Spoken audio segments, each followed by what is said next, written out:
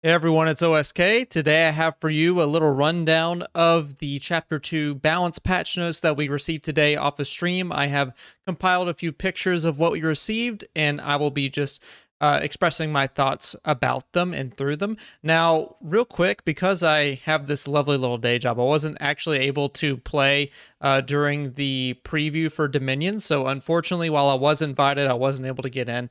But I have seen gameplay of all this stuff, and I got to see firsthand just how it affects everything.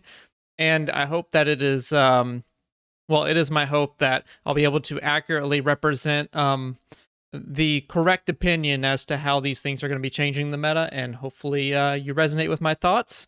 If you do, please feel free to leave a like on the video and subscribe for more Spellbreak content, and leave a comment as to what you think the most effective or the most detrimental change was to this patch. Personally, I'm seeing a lot of potential here with toxicologists running the meta. I know that a few of you have been crying your heart out or crying your eyes out about how it used to be meta there in Chapter 1. And honestly, while it wasn't really warranted last patch, it might be warranted this patch. So without further ado, let's get into these notes. All right, so these are just a few stills that I picked off from the stream here. The first one is going to be for general gameplay. Overall gravity has been reduced by 25%. It does not affect shockwave, spring step, featherfall, or bedrock fall speed. This makes going airborne more of a commitment and puts the player more at risk for being shot down. After seeing how the change to wind jumping worked, we felt comfortable extending this wider.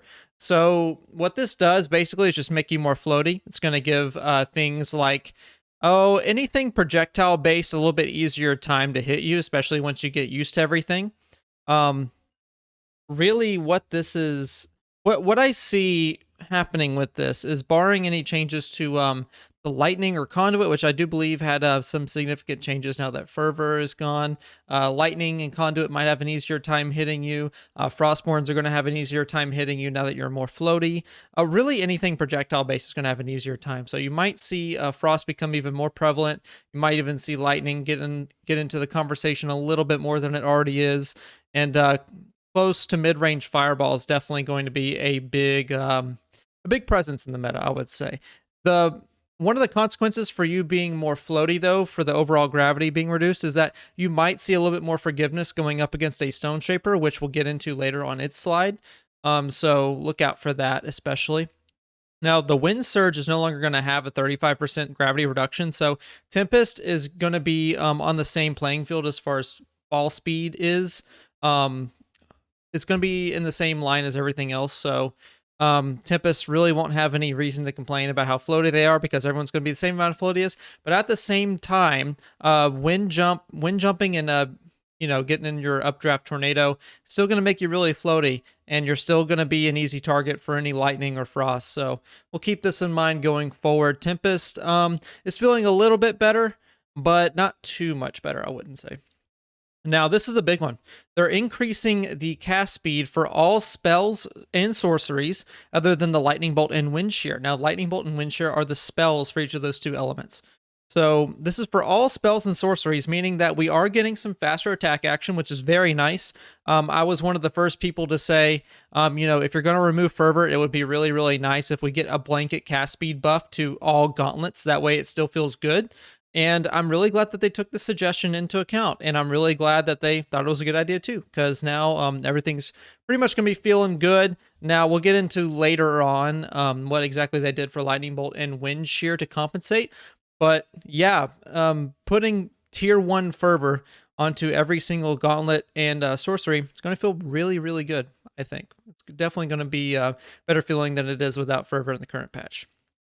Now, also, they sped up drop recovery animation duration. Basically, when you're coming down from the ground, whenever you do your little superhero landing, you're going to have a little bit less time of recovering from that, a little bit less time to stand up.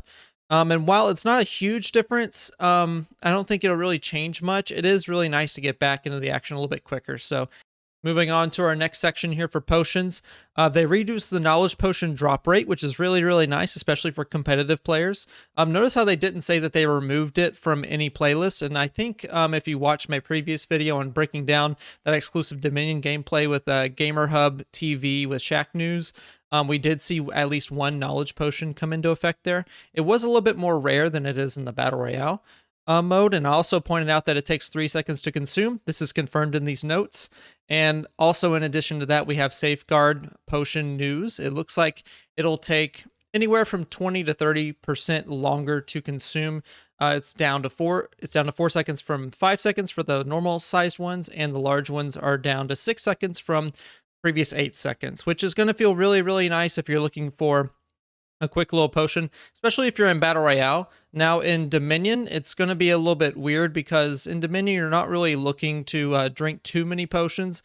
Usually the action's going to be a little fast paced unless it's a more spread out map. So places like Dust Pool probably don't expect to get a free moment if the players are good on the other side.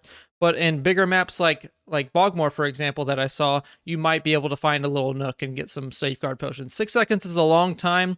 Honestly, instead of going for a large safeguard potion, you might instead just want to recall and redrop in. That way you get your full shield and your full health, depending on how many boon points you have. But yeah, the large safeguard potion, I don't expect a whole lot of in Dominion, but Battle Royale, this is a very, very nice quality of life change. All right, moving on to runes. This is an absolutely massive slide. These changes are largely to decrease the ability for players to reset and escape fights entirely with runes. So think about what they're trying to target is currently in the meta. What you have is players taking conduit and then using your overload skill to then get a double flight away from the fight. And it makes for a very, very annoying situation whenever you are... very annoying situation whenever you're trying to seal out an exile and it's just... they can get away from you pretty quickly. And this is the same with teleport. Now, going into these changes here, we'll see what makes sense and what doesn't. Increased Featherfall cooldown by 2 seconds across rarities. Now, increased the cooldown. This tells me that they made the cooldown a little bit longer. I don't know why, because Featherfall right now is like the worst rune in the game, and increasing the cooldown by 2 seconds really only helps the really, really bad players who can't hit anything anyway. So... if you've played any more than 5 matches of Spellbreak, you would know that Featherfall is actually like the worst rune in the game. So, increasing its cooldown by 2 seconds from a balance standpoint, not the move to go. Not the play here. So I'm not really sure why you would affect this in a negative way. This is definitely more to cater towards the newer players who have trouble hitting mid-air opponents. But I guess on a high level, you're not really using it anyway. It was my hope that maybe they would adjust it to make it more viable in the higher levels of play, but it seems that is not the case. Now for teleport here, this is really going to hurt some rune swappers out there on Conduit because they increase the wind-up time to a full second instead of 0.6 seconds.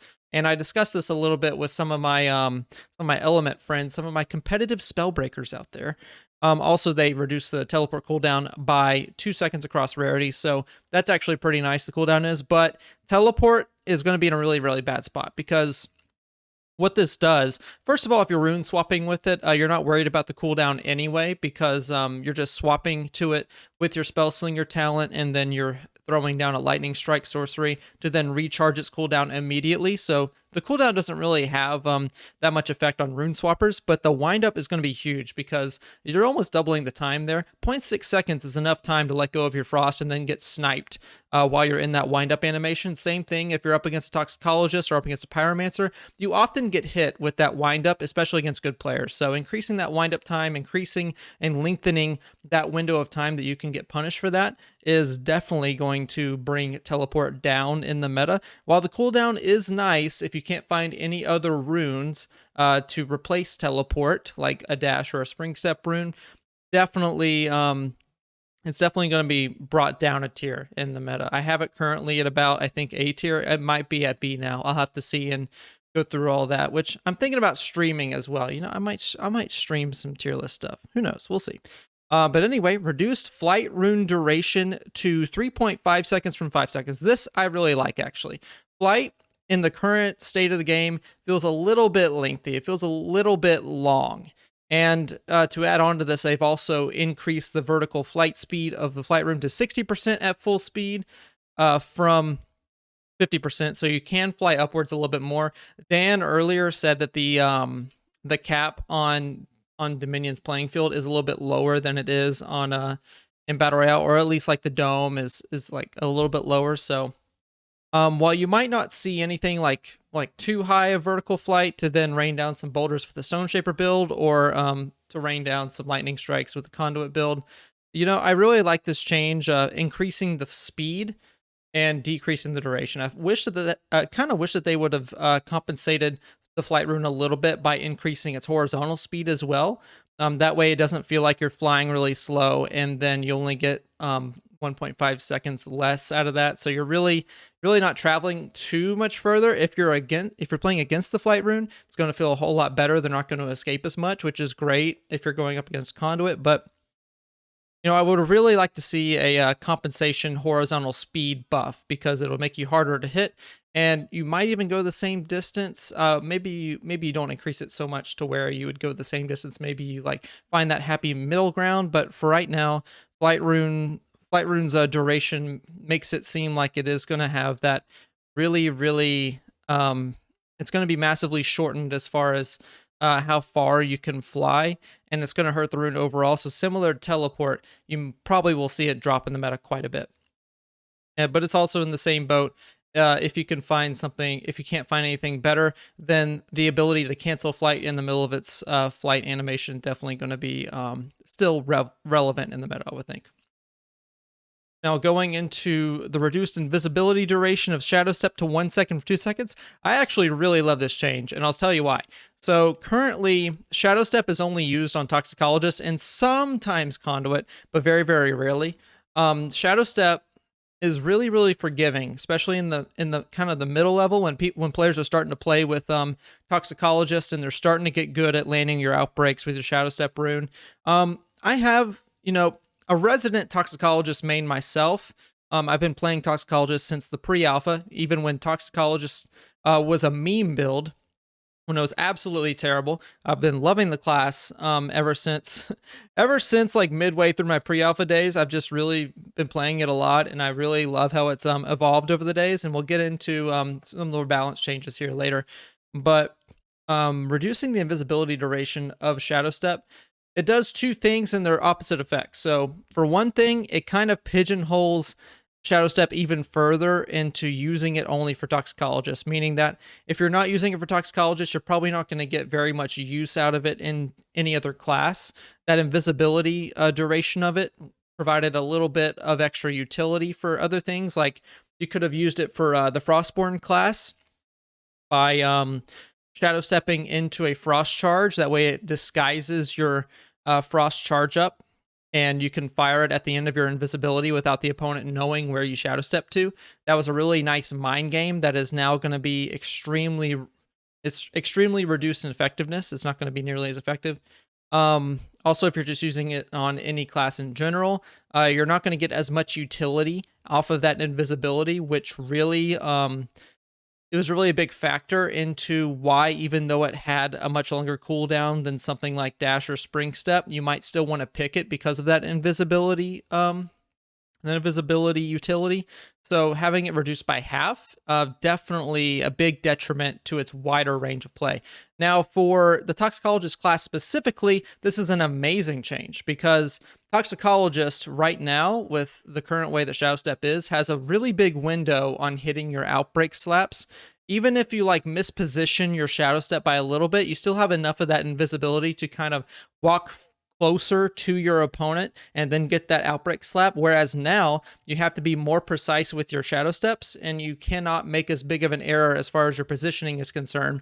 And especially with the increased floatiness that we're seeing being applied across the board, this is going to be even more important. So this changes Toxicologist from a kind of mid-skill to high-reward class to more of a high-skill class. So I really like what it's doing for the one class in particular.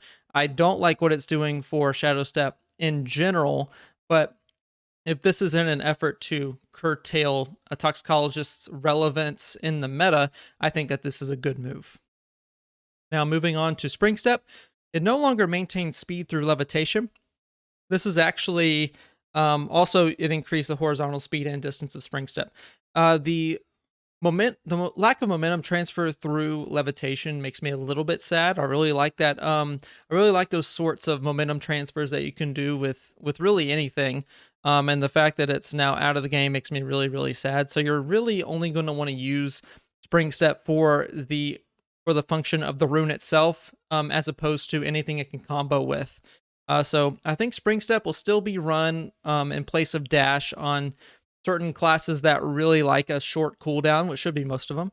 I think Stone Shaper is still going to be using quite a bit of Spring Step. I think that even Tempest could use Spring Step quite a bit. I think that Pyromancer is going to be using it quite a bit as well. The only thing is that it's not, well, I guess this is a big plus for it, is that it's not affected by the lower gravity. So you're still getting that speed of descent for Spring Step. You're still getting that, that not deceleration, but the descent speed, basically, what I already said. So I think the speed of it is really going to be useful. If you're used to hitting frost shots like I am off of Spring Step, then you're going to have just about the same amount of prediction. It might mess you up with the lower gravity for like getting used to two different things at once. But yeah, Spring Step not maintaining its speed through levitation, while it is probably good for balance, I don't think it's going to feel as good as what it did previously. It's not going to feel as fun, which I think personally is a really big detriment to it thematically. Now, increasing the horizontal speed and distance, this is a good compensation. One of the big problems with Spring Step is if you're caught in a lightning sorcery, it is really hard to get out of that range with the Spring Step alone, as opposed to if you're using a Shadow Step, a teleport, or a dash rune. So this is a good change to kind of help with escaping AoE, especially when you see the changes that come later. This is definitely a good change in my book. All right, going into the classes in general here. Classes and gauntlets spell damages other than the Ice Lance are being changed across the board to make more rare gauntlets more powerful than they were previously. Details below in the relevant sections, which is going to be into each individual class and gauntlet. Mana costs are now consistent across rarities. Generally speaking, mana cost is now equivalent to the old rare gauntlet. And then sorcery cooldowns are going to be lowered at higher rarities and increased at less common rarities, or at more common rarities, sorry. So spell damages being changed across the board to make epic and legendary rarities. So you're going to have overall more damage in the game. It's just a little buff to those higher tier gauntlets, which is going to make snowballing and Dominion even more important than what I was already theory crafting. So definitely want to make sure you're maxing out one gauntlet at a time, as opposed to maximizing them equally. Having that trade-off of damage whenever you get to that higher rarity is definitely not going to be as big of a factor now, like as opposed to what it was before. You're definitely going to want to lean more into the higher rarities than you did before, as opposed to just worrying about getting your common gauntlet all the way up to rare, and then it just kind of, it kind of plateaus off. Now you have a more steep learning curve, which is going to be it's going to be interesting to see the effect of that. I kind of like it. Part of me really doesn't like it, but I guess it's not really strong enough to be against it. I kind of like where it's going. It makes more sense in my linear way of thinking, so it's not the worst thing in the world. Now, mana costs are going to be consistent across all rarities. That means whatever mana cost for a common gauntlet is going to be the same for legendary gauntlets, and this is going to be very important in Battle Royale specifically. So classes like Tempest and Frostborn are not going to feel as bad using your gauntlets, and I guess Conduit for that matter. Not going to feel as bad for using your main gauntlet. Frostborn especially, before, if you didn't have an amulet and you had that common frost, it would take up your entire mana bar to shoot one frost shot. So having a consistent mana cost with the rare gauntlet is definitely going to help it in terms of its viability in the early game in that specific mode. And it's kind of the same thing in Dominion, although you do start out with increased mana anyway, so it's not going to be as relevant to that, but it's still a good quality of life change as a whole. It gets a little bit confusing, especially if you're a newer player and you're trying to learn all these different things. Mana cost is even affected into the different rarities now that's more streamlined. So I think overall this is a good quality of life change. Now, sorcery cooldowns being lowered at higher rarities. They mentioned, and I forgot to put the tooltip there at the bottom. I didn't screenshot at the right time. But basically, this was really confusing with higher rarities of gauntlets. You notice that your spell damage is going up, but you don't get any benefit by getting a higher rarity, and it doesn't affect the sorcery cooldown. So this is a good change for players that are going to be newer to the game, which is going to be really important for this new patch. So I kind of like this one. It more emphasizes that you want to get that higher rarity gauntlet. You want to prioritize getting one gauntlet to a higher rarity before you work on your other gauntlets. So it's a little bit different, and depending on the changes here, it could be an overall buff to the amount of AoE, the amount of control that's in the game. So yeah, it's definitely something you want to factor in, but I think overall it's a good change on the whole, just to keep it consistent with everything else that's going on. Mana costs I really like. The sorcery cooldowns I actually kind of like as well. Spell damages is just more damage in the game, so my thoughts about more damage in the game, but it's not the worst thing in the world. Could have done worse. All right, moving on to the first class that received some changes. We're going to be going in alphabetical order depending on the class. Conduit and the Lightning Gauntlet. So basically, this is just a whole string of Lightning Gauntlet changes. They didn't do anything to Conduit's class skills. It is all just Lightning Gauntlet. So the Lightning Bolt's damage is now +1 extra damage at the epic and legendary rarity. As you can see, the breakdown on the old system from the first parentheses there, it went 7, 8, 9, 9, 10. So having more impact with the epic and legendary definitely makes more sense. Also, the mana cost is now going to be 9, which is the same as it is the common rarity as it is now. So in chapter 1. So this is it's a slight nerf, but it's not the biggest thing in the world. The Lightning Strike cooldown is now, as you can see how it's staggered, everything's going to be based on that rare gauntlet, and it's going to be a higher cooldown on common and uncommon, and it's going to be a lower cooldown 14 and 13. Another thing that I pointed out in my breakdown of the exclusive Dominion gameplay, which if you've seen any early access gameplay at this point by some other content creators, then you might notice this too, but I explicitly break that down in the Game Shack or the Shack News thing as well. Now, Lightning Strike doing more damage, 25 damage instead of 20, is actually pretty huge. It increases the maximum potential of secondary strikes on the Conduit class up to 125 damage as opposed to 100. It's buffing AoE, which, I don't really like too much, but honestly, like, the amount of times that you're getting hit by multiple strikes is very, very low anyway, unless you just don't know where you're going or you're trapped. So if the guy hits you for 50 damage or more, it's probably a good play on his part as opposed to, regular gameplay where you usually get out with just getting hit once. So dealing that 5 extra damage on average, definitely, not the biggest thing in the world. But as you may notice here, the Lightning Gauntlet, the Lightning Bolt spell was one of the things that did not get affected by the 18% spell cast buff that the other gauntlets have received. Now, Lightning Strike, it does receive that, but the Lightning Bolt spell did not receive this, and there's no cast speed compensation for the Conduit class or the Lightning Gauntlet. So this means that if you want to hop into Spellbreak right now, after the end of Chapter 1, and see how fast the Lightning Gauntlet casts without Fervor, that's going to be the new speed. So I think that this is going to drag Conduit down quite a bit in the meta. I think that its access to damage, well, really the removal of focus mana definitely is going to be affecting this quite a bit. But now that it has the cast speed nerf as well, Conduit's going to go way down in the meta. I think it's going to be A tier at best, possibly B tier, but we'll see. Definitely need to see some more gameplay before I make my decision on it. I probably need to experience the gameplay myself before I make that tier list. But yeah, I would imagine it's going to go down in the meta quite a bit. By the way, I'm thinking about streaming a tier list stream, just kind of ranking. I'm going to probably be ranking everything all at once: classes, talents, runes, everything. So Be on the lookout for that in the future, but I will definitely need to play the game before I get into that. All right, getting into Frostborn and the Frost Gauntlet. This is a two-parter here, 2 slides. So first things first, Ice Lance's mana cost is now 24 to 48, depending on the charge duration.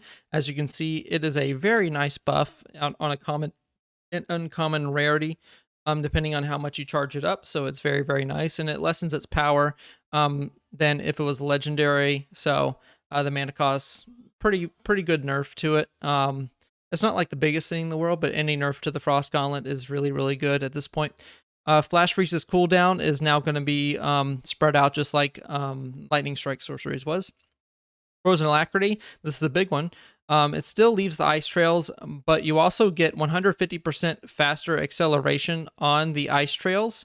I don't know if this is specific to Frozen Alacrity. If you are going to have more acceleration on the ice trails as a Frostborn, or if this applies to everybody. I'm assuming it applies to the Frostborn, and then everyone can still skate on it. But I do not know yet. I need to test that. It's also immune to slow and frozen, which is something that the Frostborn community, the Frostborn mains, have been begging for.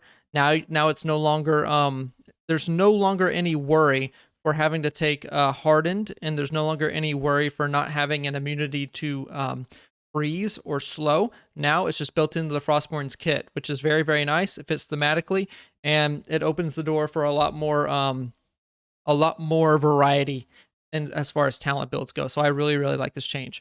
Now Icicle is changed here as well. It no longer grants the hover for 5 seconds, but now every single time that you're going to be casting an Ice Lance, you're going to hover while it's being charged. This will take us back to a point in time in the pre-alpha, and I think part of the alpha, where this was actually the norm. Like, if you see any old clips of Spellbreak, you'll see a whole bunch of people floating with the Frost Gauntlet. This is what it's reverting to. So personally, I really like this change. I really like that whenever you're charging up the sniper, you are basically left out in the open, and it's a big commitment to try to get these snipes out unless you are on the ground. So if you really want to go for these jump shots, if you really want to try something cheeky like going over the top of a map and trying to spot out anybody, like, this is going to be a big investment, and I really, really like that, because you can get tagged by literally anything while you're floating up there. It makes it easier for other Frostborn or for other Frost Gauntlet users to pin you down. Makes it easier for conduits to tag you down. Really anything that needs travel time to to get to you, anything that you can land pretty easily. It just puts you more in the middle of the action, and it really like calls out to other players, hey, I'm a Frostborn, or I have a Frost Gauntlet, and I'm really charging up for a big shot. Come punish me for doing it. That, in my opinion, is a great thing, and I really, really like this change. Also, while it may affect a whole lot of Tempest gameplay with Frosts, it's going to be a whole lot easier to hit them. So big sad for Tempest, but you're playing against the Tempest, you now have even more counterplay if they're running a Frost Gauntlet. So good for you on that. And getting into part 2 here, the Frostborn or Frost Gauntlet fixes part 2. The Ice Lance projectiles are no longer going to be blocked by Toxic Spray or other Ice Lance projectiles. And this, they said, was really just to clear up any confusion as to that interaction. I really, really like this. The fact that Toxic Spray could block Ice Lances in general is just really, really weird. And I'm really glad this has changed. Really nothing more needs to be said about it. It didn't make really any sense to begin with. So I'm glad that this is now out of the game. Now, combining with other Ice Lance projectiles, I don't know why they didn't keep this in, because one of the more fun things to do was to see just how matched in skill with other Frost Gauntlet users that you were by being able to match your different Ice Lance projectiles. It was actually a pretty cool little mini game. So I'm kind of sad about this one, but it's not the worst thing in the world. So the Ice Lances will just go through each other, I'm assuming. They also fixed Ice Lance occasionally looking like it is being fired from behind the player whenever there was, I think, a difference in ping, and also various fixes for rubber banding caused by ice skating, which is very nice. One thing I don't see addressed on here, though, is the bottomed out mana bug, which if you're low on mana and you try to shoot an Ice Lance, especially if you're a Frostborn, you notice this quite a bit. It would veer off to the side, or it would like reverse your shot almost. Really, really weird interaction. That is not addressed, and to my knowledge from other players, it is not fixed either. So big sad on the Frost Gauntlet. I really wish that they would get that fixed in time for Chapter 2. Hopefully there's a hotfix coming out, but as of right now, it is still in the game. All right, moving on to Pyromancer and the Fire Gauntlet. The damage is now a whole lot bigger at the higher rarity. So it went up to 38 on epic rarity from 36, and it went up to 42 at legendary rarity from 38. So your fireballs at legendary rarity are going to be slapping out here. Mana cost is now 17, which is consistent with the rare gauntlet.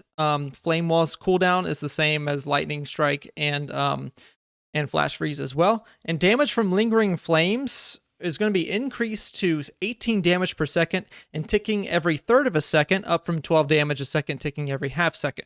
So basically, this makes anything from your flame wall, fire puddles, and I believe to a certain extent, fire tornadoes a whole lot more dangerous. As you may have noticed, again, I'm calling out this breakdown yet again. If you haven't seen any early Dominion gameplay, fire tornadoes look like they tick quite a bit, like a lot. So getting hit by a fire tornado, it's going to tick more often for a little bit less damage. Or actually, no.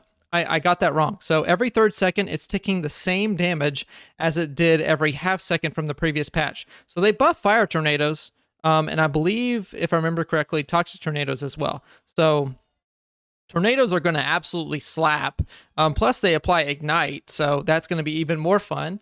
Yeah, fire. Stay away from fire, guys. It really, really burns a lot. Also, your fireballs are a lot more dangerous now. All right, moving on to Stone Shaper and the Stone Gauntlet. I want to just remind everybody that with the general 25% less gravity across the board, this does not affect base Shockwave's descent, and it does not affect bedrock. So dropping down with each of those things is going to be just the same as it is here before. So nothing to worry about there. You're still going to feel pretty good about descending with a Shockwave or a bolt or a bedrock. So nothing to worry about there. Now, the damage at legendary rarity is really the big kicker here. It's up 5 damage from 45 up to about 50. So it's a little, if I did my math correctly, it's about 11% increase in damage at legendary rarity. The 1 point from epic doesn't really do anything. So yeah, shockwaves are going to feel really, they're going to hit like a truck at legendary rarity. So just be ready for that. Also, mana cost is now streamlined to 21 mana. Boulder Falls have been nerfed except at legendary rarity, so it now costs longer than it did before at every rarity. Used to it was 10 seconds, now it is 14, 13, 12, 11, 10 across all the rarities. Again, legendary gauntlets going to be very, very important to max out your stone gauntlet first if you are going to be a stone shaper and if you would like to do a whole lot of damage with that. Now, this next change makes me a little sad because they've increased the Boulder Fall windup animation by 65%. Bouldering someone up close was an incredibly powerful burst and nearly instant. We've increased minimum damage that a boulder can do while also making it slower to cast. This is going to take out a big tool of Stone Shapers. I haven't played with it personally, but that windup animation with Boulder Falls used to be really, really short, which made it really, really great for close range, big bursts of damage, which I thought was really, really I thought it was very thematic of a Stone Shaper, and I thought it was pretty much the bread and butter of a Stone Shaper, especially at close range. And it was one of the better counters to a Toxicologist or really anyone that got too close to you. Now it takes a little bit longer, and this is going to drop Stone Shaper's spot in the meta quite a bit, I think. Because that combo, it was really strong, and I really, really liked it. And now they pretty much gutted it. I'll have to play around with it and see if it's like still possible to do effectively. But yeah, it's not looking good. Not looking good for that interaction. Now, Stone Skin, I've been preaching this pretty much ever since I saw Dan's hidden patch notes, and really I've been theory cracking this ever since that Seth announced that Stone Shaper's getting a buff. Stone Skin's now going to still grant the max armor, and also the armor cap is going to be absolutely, it's going to be unlimited. So every time that you slam down with a shockwave, even if you're above 20 armor, it's still going to restore your armor. So if you're at 40 armor and you need to get up to 60, you can still hit your shockwave and it'll still restore armor, which it didn't used to before. So this pretty good change. The +3 armor on Shockwave kind of hurts my heart a little bit. +5 armor wouldn't have been the worst thing in the world to have to deal with. There are more powerful things in the game than a +5 armor per Shockwave. Yes, it does have that 18% cast speed buff now, but it still wouldn't have been the worst thing to deal with. I honestly, it's 1 point, but +4 armor would probably be a little bit more fair than +3, because that's like a 40% decrease, which is quite a bit. And if you want to think about it this way, in order to restore 30 armor, it now takes 10 shockwaves as opposed to 6, so it's quite a bit. And yeah, I think +3 armor not going to be the best thing in the world. You kind of have to get away from the action and restore it then, as opposed to being able to really tank up a whole lot of damage in the middle of a fight. So this is going to, while the removal of the cap is pretty good, I think that the on-cast shockwave +3 armor is a little bit weak. So this actually might be a net loss on the Stone Chipper class. But I'm willing to keep my mind open and see where it falls in. That extra shockwave damage is going to be pretty nice, but it's for the Stone Gauntlet in general. Also, I didn't cover this before I mentioned the wind-up animation. The Boulder Fall sorcery now does a minimum of 30 damage and a maximum of 50 damage, so it's a little bit easier to ramp up. But man, that +3 armor has got me a little bit worried for the viability here. All right, now on to Tempest, everyone's favorite one-skill Squall. We'll get into here in just a second. But going into the damage of the Wind Shear, it is now increased at Epic and Legendary, similar to how the Lightning Gauntlet was. It's +1 at each of those rarities on Epic and Legendary. The mana cost is now all 9, so the same thing as a common Wind is now going to be the blanket mana cost for all your Wind Gauntlets. Tornado cooldown is the same as Lightning Strike, Flash Freeze, and Firewalls. Or Flame Walls, rather. Increase cast speed for Wind Shear by 15%. Now, this is only 3% less than every other spell in the game, as except for Lightning Bolt. And yeah, if you didn't like Fervor Wind Shears before, guess what? It's now base, so get used to it, basically. Also, when coupled with Inspired and potentially Wellspring, this is definitely going to be a damage mod nightmare. So definitely be on the lookout for Wind Shears. They're not going anywhere in the meta. They're still going to be as powerful as ever, despite the 3% less cast speed that they have than all the rest of the gauntlets. So definitely still going to be relevant.